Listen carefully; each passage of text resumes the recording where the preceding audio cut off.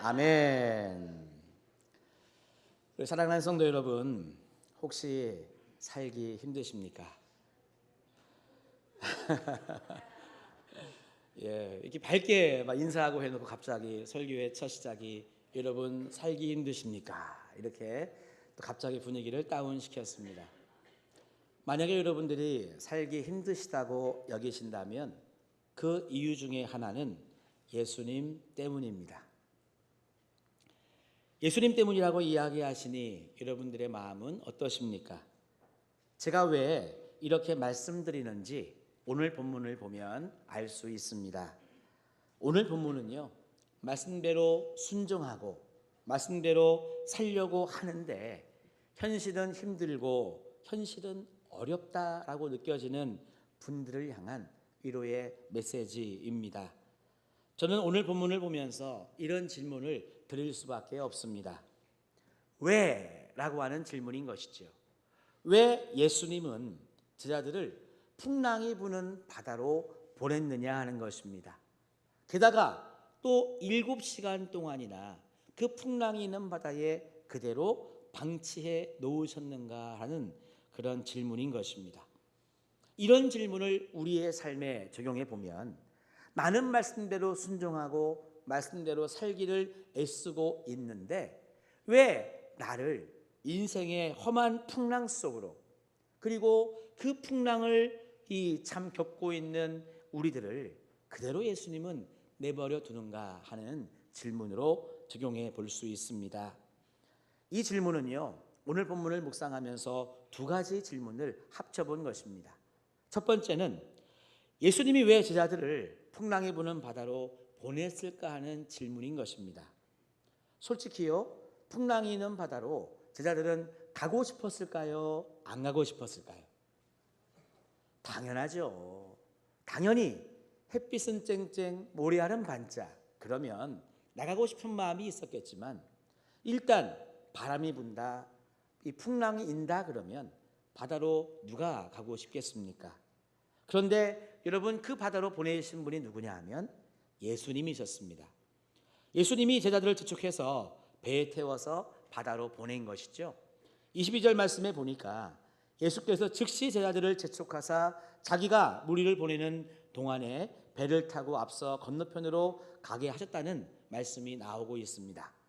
자, 이렇게 예수님이 보내시기 전에 제자들의 마음은 어떤 마음이었냐면요, 막 흥분으로 지금 가득 차 있고, 우리들이 쓰는 표현으로 하면 막 은혜 충만, 막 성령 충만한 그런 상황이었습니다.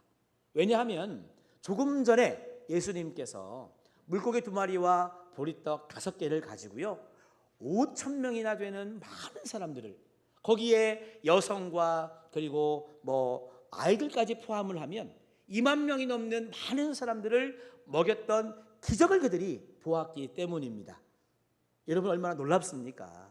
그 도시락 하나로 이 많은 사람들이 먹고 마셨으니까, 이야, 진짜 우리 예수님 대단한 분이다. 여기서 우리 예수님이랑 더 많은 믿음의 이야기하고 더 많은 기적을 체험하고 여기에서 나도 은혜를 많이 받아야지. 여러분, 얼마나 기쁨과 흥분과 은혜 충만한 이 제자들의 마음이었겠느냐 하는 것입니다. 그런데 이것을 좀 더 누리고 싶은 제자들의 마음을 뒤로하고 예수님께서 막 재촉하시는 거예요. 야야야, 너희들 빨리 내려가라. 빨리 내려가서 배를 타고 저 바다를 건너서 먼저 가 있으라고 예수님이 막 이렇게 재촉을 하는 것입니다. 지금 바다로 가면 풍랑이 있다는 것을 예수님은요 알고 계셨습니다.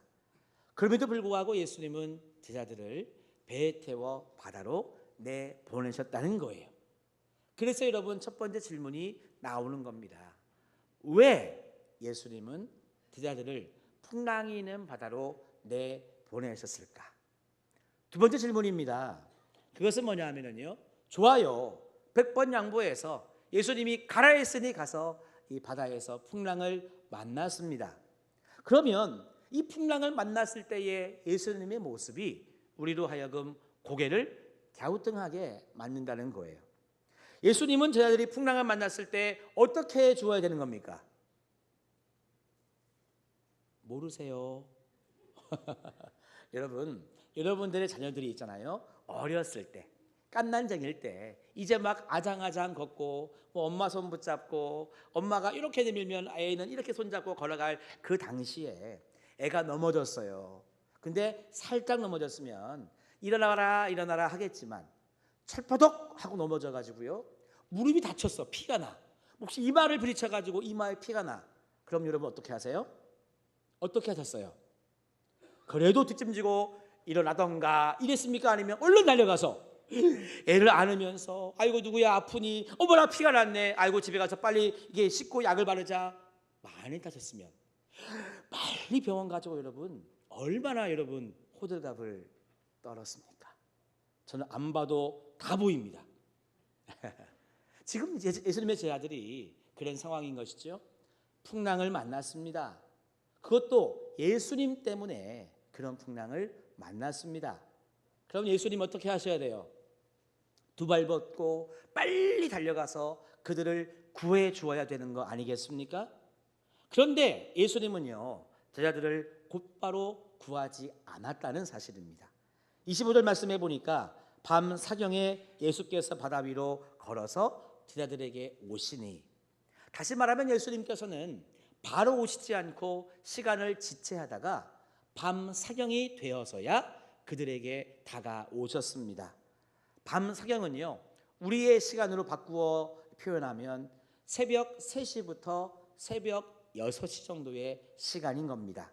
그러니까 예수님의 제자들이 이제 해가 뉘엿뉘엿 져가지고 아주 깜깜하기 전에 배를 탔습니다. 지금 같으면은 7시는 좀 빠른 것 같고, 하여튼 7시나 8시 정도의 배를 탔다고 우리가 생각을 해볼 수 있겠죠. 그리고 우리가 100번 양보해서 예수님이 사경이 되자마자, 새벽 3시가 되자마자 그들을 찾아왔다고 가정했을 때, 그래도 예수님의 제자들은요, 얼마나 풍랑 속에서 이 사투를 벌였냐 하면 적어도 7시간 이상, 맥시멈으로는 8시간, 9시간, 10시간 그 이상도 이 풍랑에서 사투를 벌였다고 하는 거예요. 여러분들 배 많이 타보셨죠? 자, 긴급 설문조사에 들어가겠습니다. 나는 배를 타보았다. 반짝반짝. 자, 내리시고 배를 오래 타보았다. 오래라는 말은 적어도 10시간 이상 타봤다. 반짝반짝. 예, 뭐 손을 안 들어도 제가 어려운지 알아서 포항 사시는데 뭐 배 안 타보셨겠습니까? 저도 배를 타봤지만 많이는 안 타봤습니다. 그런데 제가 제일 배를 오래 탄 경험은요, 제주에서 부산까지 이 카페리 여객선을 타고 갔던 이 시간입니다. 그것도 뭐 오래 걸리질 않았습니다. 한 12시간, 13시간 정도 탔던 것 같습니다.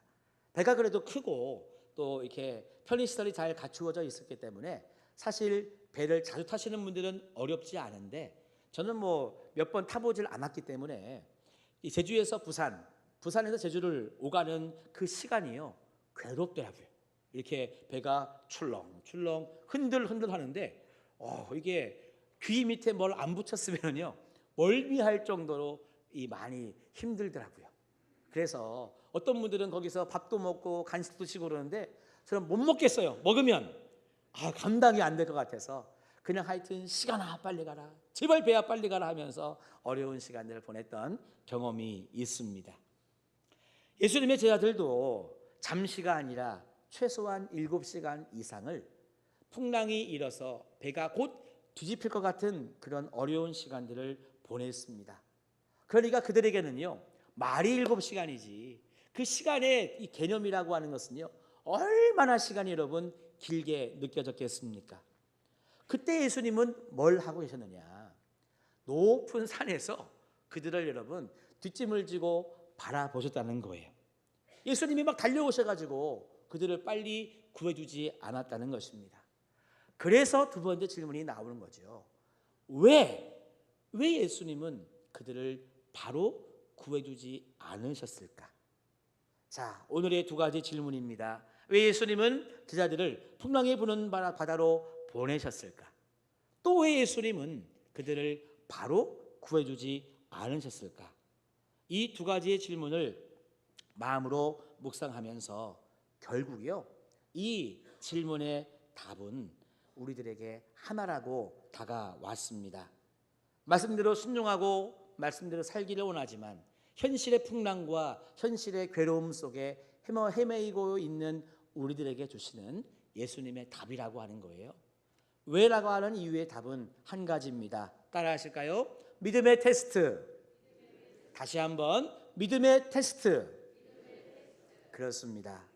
여러분, 테스트라고 하는 것은 어떤 상태에 이르렀는가 하는 것을 알기 위해 하는 것이 테스트죠. 예수님은 당신의 제자들의 믿음의 정도가 어떤지를 보시고자 하는 마음에 그들을 테스트하는 것입니다. 31절 말씀해 보니까 예수님의 목적이 보이죠? 다 같이 한번 읽어보시겠습니다. 시작. 예수께서 즉시 손을 내밀어 그들을 붙잡으시며 이르시되, 그래요. 노란 부분에 보니까 믿음이 작은 자여 왜 의심하였느냐. 그러니까 예수님은 지금 그들을 바다로 보내실 때에, 그리고 그들을 바로 도와주시지 않을 때에 예수님의 마음은 그들의 믿음의 정도를 보시고자 하는 예수님의 의도가 있었다고 하는 것입니다. 자, 예수님께서는요, 이 믿음의 테스트를 하실 때 그 배에 타지 않으셨습니다. 여러분, 예수님이 무슨 말씀을 하시고 예수님이 무슨 행동을 하실 때에는요, 다 거기에 의도가 담겨져 있는 겁니다. 그러니까 예수님이 제자들을 먼저 보내신 다음에 배에 타지 않았을 때에는, 그래서 그들이 고난당함을 산에서 내려다 보실 때에는 여기에 예수님의 의도가 담겨져 있다는 거예요. 저는 예수님의 마음을 이렇게 읽었습니다. 얘들아, 과연 너희들이 나 없이 이 험한 풍파를 뚫어가며 살 수 있겠니? 얘들아, 과연 너희들의 힘만으로 살 수 있을까? 이것이 오늘 여러분 우리들에게 다가오는 예수님의 음성이라면 어떤 음성일까요? 정말 둘도 없이 사랑하는 우리 흥해제일교회 성도들아, 너희들 정말 나 없이 이런 험한 풍파를 이기며 살 수 있겠니? 정말 이 예배에 참석한 우리 2부 예배 모든 예배자들아, 너희들 정말 너희들의 힘만으로 살 수 있을까? 이게 예수님의 마음이자 예수님의 질문이라고 하는 것입니다. 저부터 한번 대답을 해보겠습니다. 예수님이 저에게 이렇게 물으신다면 저는 예수님 없이는 못 삽니다. 이렇게 저는 대답을 하겠습니다. 여러분들의 답은 어떠십니까? 마음으로 대답하실 줄 알았습니다. 다 대답하셨죠. 혹시라도 예수님 없이 지금까지 잘 살아왔는데요, 앞으로도 예수님 없이도 저는 살 수 있어요 라고 혹시 여러분 중에 단 한 분이라도 대답을 하신다면 정말 우리 예수님 마음이 많이 아프실 것 같아요. 근데 그렇게 이야기할 분들도 솔직히 있을 수 있습니다. 예수님의 제자들의 이 직업이 물론 다양합니다만은 그래도 많은 제자들이 공통적인 이 직업을 갖고 있었습니다. 예수님의 제자들 중에 상당수가요, 전직 어부 출신입니다. 여러분, 내가 예수님 만나기 전에, 예수님의 제자로 부름받기 전에 그들이 어부로 살아왔다는 것은요, 배와 바다에 대해서 잘 안다는 말이에요, 모른다는 말이에요? 안다는 말이죠. 맞아요. 저는 잘 모릅니다. 저는 이 물때도 잘 모르고요. 그 다음에 어디에서 어떤 고기가 잘 잡히는지, 배의 종류가 어떻게 되고 배를 어떻게 운전하는지 저는 잘 모릅니다. 그런데 예수님의 제자들은 어부 출신이었기 때문에 누구보다 바다를 잘 알고 물때를 잘 알고 배에 대해서 잘 아는 사람들이죠. 그러니까 처음 여러분 그들이 예수님이 가라고 해서 가긴 했지만 바다에서 풍랑을 만나고 어려움 당했을 때 처음부터 여러분 그들이 예수님을 생각했을까요? 저는 아니라고 생각합니다. 여러분들도 여러분 어떤 상황이 닥치면 무조건 주여 하고 하십니까? 아멘 나올 줄 아는데 우리 흥해제일교회 성도님들은 다 조금만 무슨 일을 당해도 주여 할 줄 알았는데 오늘은 마음으로 대답하는 주간인 줄로 믿습니다. 그래요. 예수님의 제자들은요 처음부터 예수님 아마 안 찾았을 것 같아요. 풍랑이 일기 시작하니까 옛날 일이 생각나는 겁니다. 맞아, 작년에 그랬지. 재작년 이맘때쯤에 이런 풍랑을 내가 만났지. 근데 지금 예수님의 제자들이 살아있는 것은 그 풍랑을 이겨내기 때문에 여러분 살아난 거 아닙니까? 그러니까 어려움을 당하고 힘든 일이 다가왔을 때요, 먹구름이 다가오고 뭐 비가 내리고 파도가 막 우리 출렁일 때 처음부터 그들은 예수님을 찾지 않았다는 사실입니다. 처음에는요, 본인들의 경험이 떠오르는 거죠. 맞아, 작년 이맘때 이런 일이 있었는데 내가 이러하게 이 어려움을 이겨냈지. 본인들의 경험, 본인들의 노하우, 그리고 선배들이나 부모님으로부터 전해받은 여러분 많은 지식들이 처음에 닥친 고난을 이겨낼 수 있는 그런 방법이었다고 하는 거예요. 왜? 그들은 나름대로 배와 바다의 전문가니까. 그런데 여러분, 처음에는 그렇게 생각했습니다.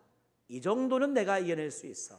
이 정도 가지고 무슨 예수님을 찾나 했지만 시간이 흐르면서 상황이 변하게 되었습니다.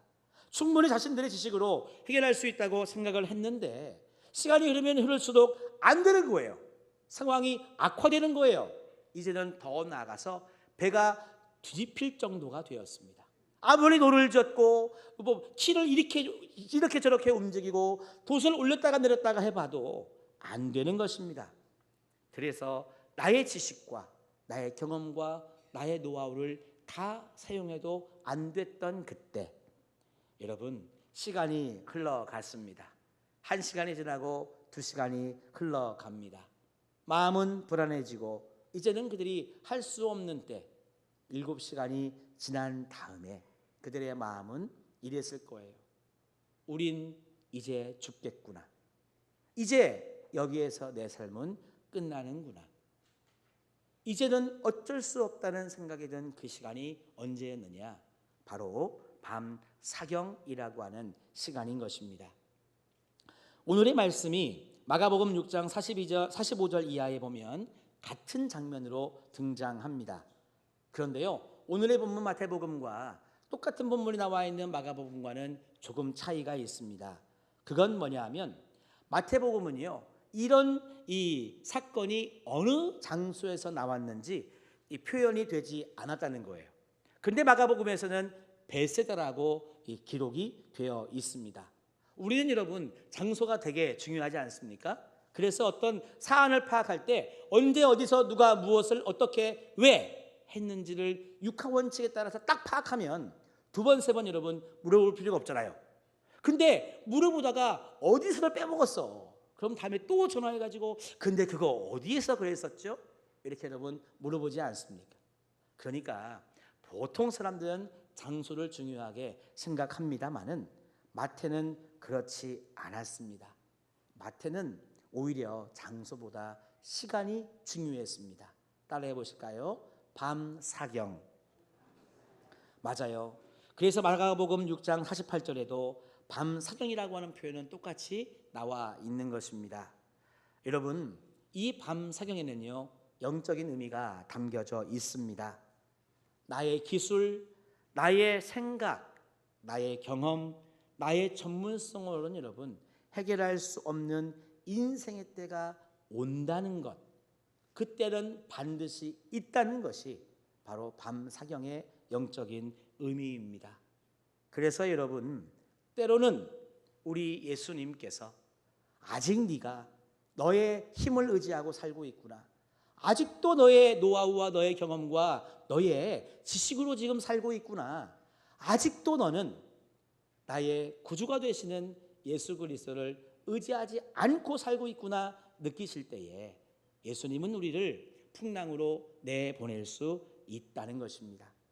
여러분, 이와 같은 때에요, 우리는 고백을 해야 되는 것입니다. 믿는 자라고 한다면 주님, 나는 주님이 없이는 살 수 없습니다. 주님만이 나의 구원자이시요 나의 전부입니다. 주님은 나의 구세주이십니다. 여러분, 이와 같은 고백을 언제 합니까? 솔직히 이야기해 봅시다. 여러분, 평안할 때, 모든 것이 다 갖추어져서 아쉬움이 없을 때, 여러분 이런 고백이 잘 나오나요? 솔직히 그러지 않더라고요. 어려움을 겪어야, 힘든 일을 당해야 그때 비로소 우리가 주님을 찾는 것이 아닌가 하는 것입니다. 그래요. 그래서 여러분, 예수님께서 이 산에서 그들을 바라보시면서 시간이 흘러 풍랑을 겪을 만큼 다 겪고 이제는 죽었구나 했던 밤 사경에 예수님이 그들을 찾아오신 이유가 있다는 것입니다. 예수님이 아마 이런 마음이었을 것 같아요. 너희들 힘으로 한번 해봐라. 근데 안 되거든. 너희들의 노하우와 기술과 지식과 네가 가진 것 한번 다 동원해봐라. 그런데 안 되거든. 여러분, 성경에 보면 탕자의 비유가 나오는 그 장면에 아버지가 있습니다. 아버지가 이 아들이 찾아와 가지고요, 유산을 내놓으라고 그렇게 이야기를 했습니다. 그 장면 다 아시죠? 여러분, 지금도 그렇지만 과거에는요, 아버지가 돌아가셔야, 부모님이 돌아가셔야 유산이 자식에게 상속되는 것이지, 아들이 먼저 찾아와 가지고 어차피 아버지 돌아가실 거니까 미리 유산 내놓으세요, 이거는 불효막심한 이런 모습인 것이죠. 자, 아버지의 입장으로 한번 생각해 보십시다. 아들이 찾아와서 돈을 내놓으라 그래요. 근데 아버지는 압니까 모릅니까? 내가 재산을 나누어 주었을 때 이 아들이 나가서 살면 분명히 흥청망청 쓰고 본인 좋은 대로 다 써서 그 재산 다 거덜나고 분명 빈털터리가 될 텐데, 아버지는 알았을까요 몰랐을까요? 알았죠. 근데 그래서 아버지가 뜯어 말립니까? 나는 못 준다. 내 눈에 흙이 들어갈 때까지 나는 못 준다. 야, 이 불효박심한 놈아, 이렇게 호통을 친다는 것입니다. 아니죠. 줬습니다. 그냥 두말하지 않고 재산을 주었습니다. 그 재산을 나누어 주었던 아버지의 마음, 어떤 마음일까요? 아마 예수님과 같은 마음이었을 거라고 생각이 됩니다. 야, 너 이 재산 가지고 가서 살면 돈이 있을 때는 뭐 좋겠지만 분명 돈 떨어질 날이 올 텐데, 너 이 돈 가지고 성공할 수 없을 텐데, 너 이제 진짜 다 잃어버리고 빈털터리가 될 때가 올 텐데, 아버지는 알고 있었지만 그 재산을 나누어 주었습니다. 그러면 여러분, 예수님이나 이 아버지나, 그래 한번 겪어봐라, 그래 물에 빠져 죽어라, 이 돈 다 쓰면 너는 객지에서 객사할 거야, 이런 마음으로 여러분 제자를 보내고 아들에게 재산을 나누어 주었을까라는 것입니다. 아니죠. 예수님도 안 그랬고 아버지도 안 그랬습니다. 아버지가 재산을 나누어 준 다음부터 아버지는 어떻게 했어요? 분명히 언젠가 돌아올 것을 알고, 비록 빈손이지만 돌아올 것을 알고, 이제나 저제나 오늘인지 내일인지 알 수 없지만 여러분 문 앞에 서서 아들을 기다렸다는 거 아닙니까? 예수님도 마찬가지십니다. 예수님도요, 비록 지켜보긴 했으나 내가 그들을 구원해 주어야 되겠다, 살려줘야 되겠다, 그 시간이 밤 사경이라고 하는 것을 예수님이 아시고 예수님은 결국 그들에게 다가오셨습니다. 예수님이 원하셨던 것은요, 다른 게 아니라고 하는 것이죠. 저를 따라 합시다. 예수님이 없으면 안 됩니다. 예수님만이 나의 전부이십니다. 그래요. 이와 같은 마음을 가질 때까지 예수님은 바라보았다는 거예요. 우리 사랑하는 성도 여러분, 지금 힘들고 어려우십니까? 마음의 상처와 고통 때문에 힘든 시간을 보내고 계십니까? 여러분들이 잘 해보려고 했고요, 그렇게 노력하고 애쓰고 있는데 혹시 잘 안 되십니까? 여러분, 이와 같은 때에 우리는 분명히 고백해야 되는 것입니다. 예수님이 없으면 안 됩니다. 예수님이 안 계시면 승리할 수 없습니다. 예수님만이 나의 구원이시요 나의 방패이시요 내가 피할 바위가 되신다고 우리는 오늘 이 순간 고백해야 된다는 것이죠. 우리의 밤 사경은 다 다릅니다. 방황하는 자녀를 두었기 때문에 느껴지는 밤 사경, 질병 때문에 아파하는 밤 사경, 미래가 불투명하기 때문에 내가 무엇을 어떻게 준비해야 될지 알지 못하는 밤사경. 직장을 다니고 사업을 하고 있는데 이 어려움을 이겨내지 못해서 힘들어하는 밤사경. 다 다를 수 있지만 여러분, 그와 같은 상황 속에 내 이론이 무엇이 필요하고 내 지식이 무엇이 필요하고 내 노하우가 여러분 무엇이 필요하단 말입니까? 결국 그 순간에 필요한 것은 우리 예수님 한 분인 줄로 믿습니다. 맞아요. 그래서 우리는요, 예수님과 함께하는 것이 얼마나 큰 은혜인지를 알아야 되는 것입니다. 여러분, 오병이어의 기적이 일어날 때 그 현장에 예수님이 계셨습니까? 안 계셨습니까? 계셨죠. 예수님이 계신 곳에서는요, 여러분, 기적이 일어나고 치유가 일어나는 것입니다. 그러면 지금 여러분, 이 밤사경에 풍랑이 있는 바다에서 헤매고 있는 예수님의 제자들, 그들 가운데 예수님은 함께 했어요, 안 했어요? 안 했으니 그들은 지금 헤매고 있는 것입니다. 그들이 구원받았을 때는요, 예수님이 다가오셔서 물 위로 걸어오셔서 그들과 함께 했을 때 그들은 여러분 살아나고 풍랑은 잠잠해진 줄로 믿습니다.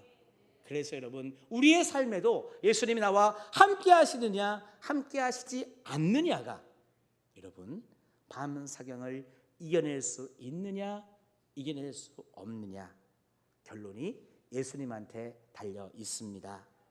여러분, 오늘도 우리가 경험해야 될 축복은 무엇이냐면 풍랑이 없는 삶이 축복이 아닙니다. 진짜 축복은 예수님이 나와 함께 하시는가. 그래서 내가 예수님 한 분만이면 충분하고 예수님 한 분만이면 만족한 삶을 내가 살고 있는가. 여러분, 이게 너무나 중요하다는 것입니다. 그래서 예수님의 제자들은요, 그렇게 예수님을 만난 다음에야 이런 고백을 하게 되었습니다. 우리 33절의 말씀을 한번 다 같이 읽어보시겠습니다. 시작. 배에 있는 사람들이 예수께 절하며 이르되 아멘. 우리 사랑하는 성도님들께 이와 같은 고백이 있으십니까? 예전에 힐링캠프라고 하는 TV 프로그램이 있었습니다. 거기에 이지선 자매가 출연을 해서 이렇게 패널들과 이야기를 나누었던 내용들이 있는데요. 그 내용을 잠시 말씀해 드리고 말씀을 마치고자 합니다. 2004년도에 이 대학교 4학년이었던 한참 꿈이 많고 미래를 위해서 준비했던 이지선 자매가 공부를 마치고요, 밤에 오빠 차를 타고 집에 오는 이 동안에 음주운전자가 이렇게 들이받는 사고를 당해서 무릎부터 머리 끝까지 3도 화상을 입는 그런 참 어려움을 당했습니다. 다행히도 목숨은 건졌습니다마는 예전의 모습은 전혀 찾아볼 수 없는 그런 이제 삶이 되었죠. 여러분, 화면에 보시면 왼쪽 상단에 사고 전에 그 모습이 있고 그 다음에는 사고 이후의 모습이 있습니다. 그녀가 힐링 캠프에 나와서 이렇게 이야기를 했습니다. 내가 전부를 잃었다고 좌절했지만 돌아보니 정말 많은 것을 얻었습니다. 예전의 얼굴로 사는 것을 굳이 거절하지는 않겠지만 보이지 않는 가치를 버리고 예전의 얼굴을 갖고 싶지는 않습니다. 전에는 내가 행복하려면 남들보다 뭔가 달라야 하고 부러워할 만한 직장을 가져야 되고 가정이 있어야 된다고 생각했지만 그것들을 추구하면서 사니까 행복하지 않더라고요. 지금 내가 무엇이 되지 않아도 이 얼굴이어도 행복하고 그 행복을 깨달아서 또한 너무 행복합니다. 그리고 감사합니다. 이지선 자매가 이 치료를 받고 유학을 마치고 온 다음에 한동대에도 교수로 있었고 지금은 이화여자대학교 모교에 교수로 갔죠. 우리 사랑하는 성도 여러분, 어떻게 할 수 없는 밤 사경 가운데에 계십니까? 예수님이 함께 하시면 그 사경을 이겨내고 승리할 줄로 믿습니다. 혹시 여러분의 삶이 평안하십니까? 그것은 예수님의 은혜인 줄로 믿고 또 감사할 수 있는 우리 모두가 다 되기를 주님의 이름으로 축원합니다. 자리에서 일어나셔서